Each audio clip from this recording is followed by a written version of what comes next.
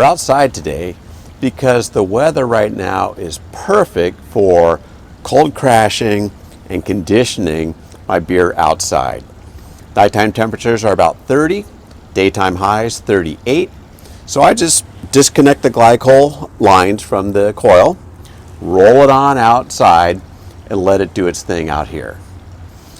Now what we're going to do is a little dry hop session. Now if you watch my videos, you've seen me try a few of these before. There's the first one, I'll have a link up here, was dry hopping from the start to finish, and just some ideas around that. Because oftentimes you see bits and pieces, but not the whole thing. So I shared some thoughts there.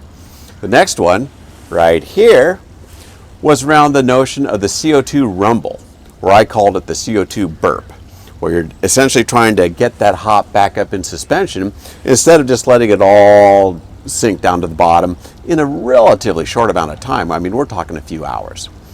Now I can't leave well enough alone. I did some more research, and I'm going to do what some of the big boys do.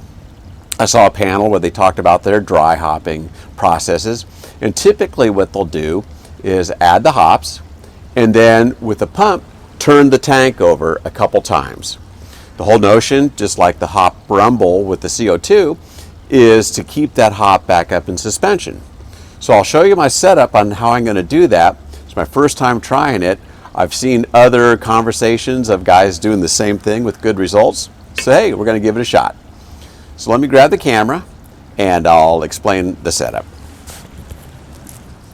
Okay, so essentially what we're going to do is take beer out of the racking port, run it down to the pump, from the pump into the dump valve port. Now it's important to note that of course everything has been sanitized thoroughly. I use the CO2 there to purge all my lines so there's not any oxygen left in them, because that'd be a disaster. And then what I'm going to do as a starting step is I'll go ahead and I'll just pull the hose off of the quick disconnect down here, open up the racking port, let beer actually flow into the complete setup, out the quick disconnect to make sure, again, everything's purged out before I pop off that disconnect and start the circulation. So let me put the camera down. I'm going to do all that stuff and maybe take a shot and let you see it running. Okay, so where I'm at right now is I went ahead, opened this valve, filled the lines with the beer, pushed out through the quick disconnect, so I know everything's been purged out. I opened the bottom butterfly on the dump port. You can see we're at equilibrium here. So when I hit the power button here, the pump will start running. We should start to see beer flowing. I've got the pump kind of throttled back a bit because I don't want to get it too fast, but we'll see what happens. Let's give it a shot.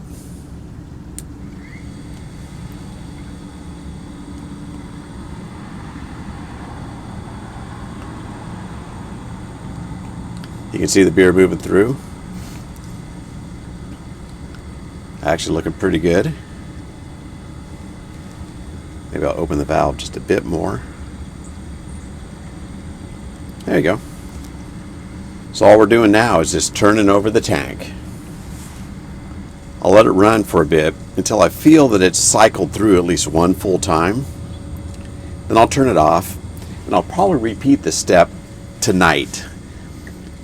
Again, just enough to turn the tank over, and then probably one more time tomorrow morning, then we'll let it settle and see what happens. Okay, it's the next morning, and as you can see on the thermometer there, it's a cold one, which I kind of like. So I got the pump running one final time. A little bit later this afternoon, we'll take a little sample off the sample port and see what we've got. But again, just flowing out the racking port, through the pump, back in through the dump port, recirculating that tank to try to enhance the dry hop. That's what this is all about. Okay, so I'm really anxious to try this. Let's recap what I've done so far. Yesterday morning, I went ahead, added the dry hop, 2 ounces of Fugel. I let it soak for just a bit, half hour or so. Then I started the pump and turned that tank over. I let it sit the rest of the day, And then last evening, before I shut things down, I went ahead, turned over the tank one more time. That really means I ran the pump for about 10 minutes or so, just to recirculate all the beer and the hops. I came out this morning, as you saw on my earlier post, was really cold out, turned the tank over again, about 10 minutes on the pump. So now what I'm going to do is I'm going to take a little sample off of the sample port and taste it, see what we've got so far. My plan after that will be to run the pump one more time tonight as I shut down, again about 10 minutes, and then that's it. I'll let it settle out overnight and tomorrow. It's going to be cold again, so that should happen pretty quickly, and then it will be ready to keg and carbonate. So it's pretty exciting. So far, so good. It's gone smoothly, at least. I'm not worried about oxidation. That's probably the biggest risk of this approach, but we're going to just carry forward and see what happens. So let's give it a shot.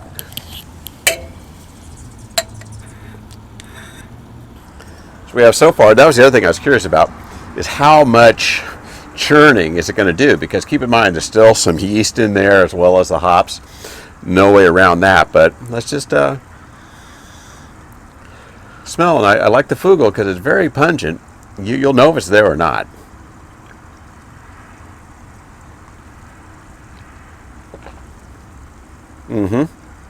Definitely coming along.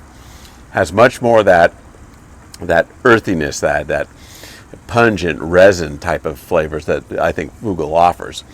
So far so good. I'm going to turn this video off right now.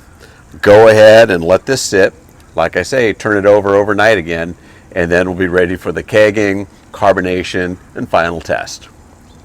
So far, this has been a really fun project.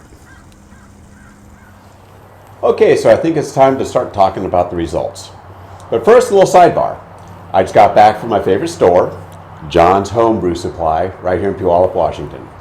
For those of you guys who might be local, be it Tacoma, Puyallup, Sumner, Auburn, Kent, if you haven't stopped in the shop, make it a point to.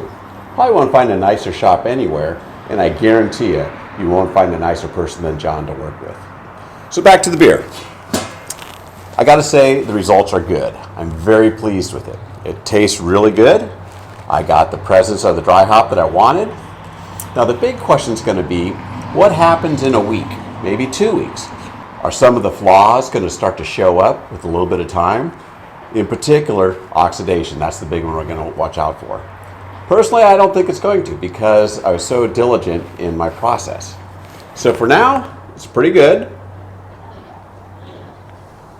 I think I'm going to continue using and refining the system, and I'll post any updates to it, good, bad, or indifferent. As always, thanks for watching. And oh yeah, you may want to stick around for just a minute or two. I got a blooper at the end of this show. Kind of funny. Thanks again for watching. We'll see ya.